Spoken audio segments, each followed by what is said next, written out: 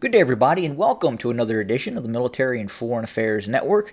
I am your host, the voice of reason. Today, we are continuing our ongoing coverage of the war between the Russian Federation and Ukraine.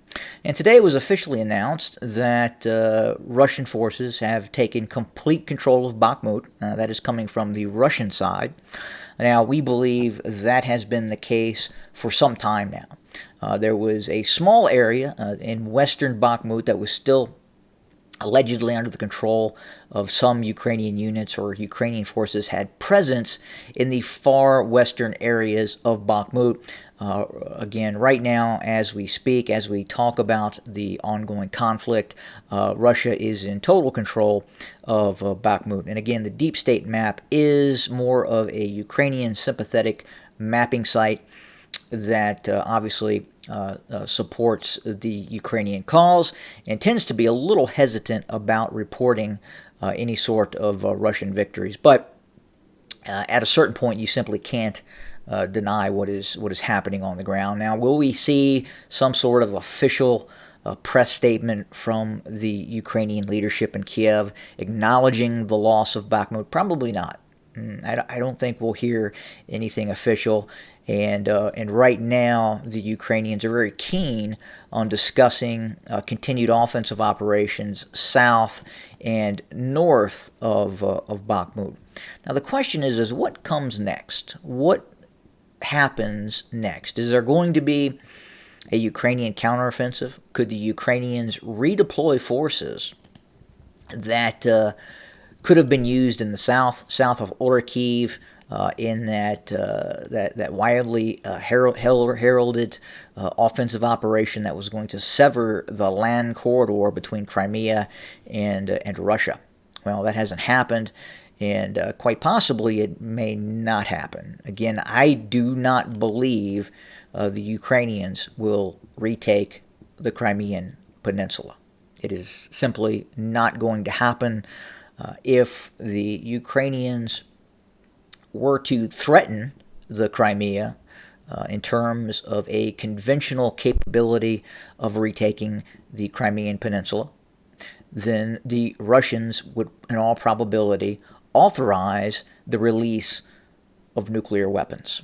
And again, that's why I don't think we're going to see the Ukrainians retake the Crimean Peninsula. On top of that, it would be a very, very difficult military operation. If you look at the Crimea and what the Ukrainians would have to do in order to accomplish that mission, incredibly difficult, and would in all probability need the direct assistance of Western military forces, meaning the forces of the United States providing air support and air coverage. Now, with the deployment of the Storm Shadow weapon system, cruise missile, and now the discussion of F-16s that could be operating over Ukraine, you can't completely eliminate the thought process in the West that maybe they possibly look at joining this conflict in the not-too-distant future. Now, when I say that, we're very much in the early stage of what could be a wider world war. Why do I say that? Well, let's go back and look at history. Let's look at the onset of World War II. What were the first conflicts that occurred in World War II that were fairly high-intensity conflicts that were the opening stages of a world war? Well, that was the Civil War in Spain. In the late 30s, the Spanish Civil War raged, and then eventually it became a world war. Now, as you look at the Ukrainian conflict, it's been going on for over a year now, and some would say that's a long time. Well, in the context of war, it's a very short period of time. And quite often, these wars tend to escalate, broaden, and widen in scope. It's what has happened in history. Again, you look at the early stages of World War II, you had the Soviet invasion of Finland. You had the Winter War. At the same time, you had even before that, you had the Spanish Civil War. So the world was heating up.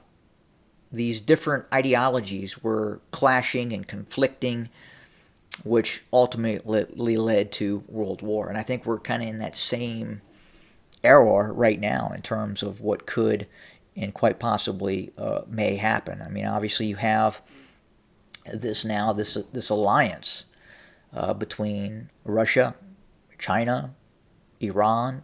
So you have the basis of multiple world powers forming alliances that could continue to devolve into all-out world war. And the Chinese have claims such as Taiwan. You are seeing tensions increase between Iran and Azerbaijan. Again, it's the right mix of what could become a expanding conflict, which again leads to world war. But if you look at the fighting that is taking place near Bakhmut, you have to ask what's next. And I think at this point, the Russians are preparing for an operation focused on Seversk. They could look to conduct enveloping operations to the north and south of Seversk. There's some talk of a possible drive towards Sloviansk and Kramatorsk. I think right now the Russians are positioning themselves for an operation near Seversk, in this Seversk pocket that has been formed. If you look at the Russian military units, at least according to the deep state map, that are involved in this area, running from just near Bakhmut, north of Bakhmut, and towards Seversk. And these are not just Wagner formations. The Russians have reinforced Bakhmut areas north of Bakhmut with regular Russian army units and VDV units. You have the 9th Motorized Rifle Regiment under the 18th Motorized Rifle Division, 200th Separate Motorized Rifle Brigade, the 6th Separate Motorized Rifle Brigade, it's an LNR regiment, 123rd Separate Motorized Rifle Brigade, formerly the 2nd Brigade, 10th LPR Artillery Brigade, Wagner units, 57th Motorized Separate Motorized Rifle Brigade has moved into Bakhmut. Okay, so there are regular Russian formations, even acknowledged by Deep State, inside of Bakhmut. More Wagner formations to the south. We know there are airborne units. The 217th Airborne Regiment from the 98th Airborne Division, VDV formation. Elements of the 106th Airborne Division. 4th Separate Motorized Rifle Brigade. 72nd Separate Motorized Rifle Brigade. Again, there was a lot of talk about the Ukrainian 3rd Brigade launching these assaults against the 72nd Separate Motorized Rifle Brigade. The Russians have brought in additional reinforcements to shore this area up, which included the 4th Separate Motorized Rifle Brigade. And then finally, additional VDV elements with the 106th Guards Airborne Division as well.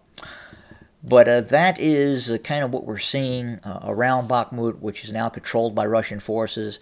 And I have discussed and spoke widely about the buildup of Russian forces to the north of Seversk, and that is still going on. If you look over the last few months, we've seen a lot of fighting taking place in Bakhmut, and the rest of the front lines and areas of contact, we have not seen direct large-scale maneuver operations. The last maneuver operation outside of Bakhmut was near Volhodar. And the Russian launched a reconnaissance and force operation near Volhodar. And we saw battles take place near Volhodar. But over the course of the last several months, the Russians have been building up its forces along the line of contact. Now, some analysts are saying that the Russians are gearing up for defensive operations. And undoubtedly, that is the case in some of these sectors of operations.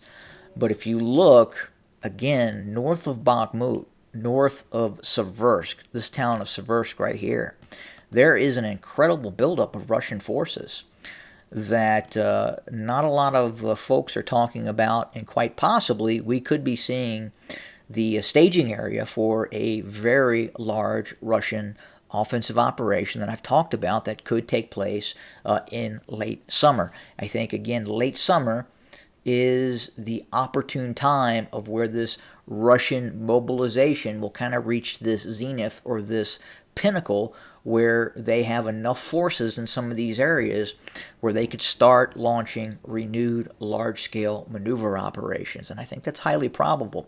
I've talked about the Russian formations before. They were building up in this area. You have a multitude of both VDV divisions, airborne divisions, Spetsnaz units, and a regular, very large Russian regular ground force divisions as well, such as the 3rd Motorized Rifle Division, the 234th Airborne Assault Regiment, the 74th Separate Guards Motorized Rifle Division, the 35th Separate Guards Motorized Rifle Brigade. I believe that's a heavy brigade. It has two elements of 2 tank battalions and 2 motorized rifle battalions. The 55th Mountain Motor Rifle Brigade, the elements of the 98th Airborne Division, elements of the 76th Airborne Division. This is a reserve unit. This is the 13th Bars, 7th Bars. So again, you're seeing traditional, regular Russian ground formations, more of these elite VDV formations, and even reserve units being poured into this area to the north of Seversk. So I think we should watch this area very closely as it could become the next hot point in this ongoing war, quite possibly with the target of being Seversk and the Ukrainian formations that are operating near in and around Seversk.